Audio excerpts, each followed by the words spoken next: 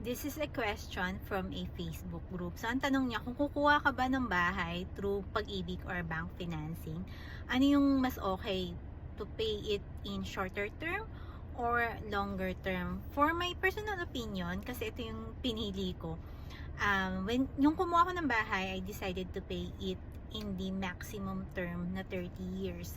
Tapos, ang ginawa ko, pag may pera ako na extra or may malaking commission na pumapasok sa akin, binabayaran ko na lang directly yung principal. So, kapag nagbayad ka kasi directly dun sa principal note, yung tinatawag natin balloon payment, zero interest siya. At the same time, kaya ako minax yun na 30 years payment term dahil para hindi ako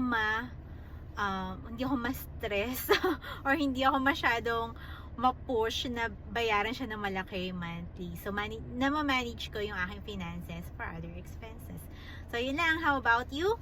How do you pay your monthly amortizations? Just comment below.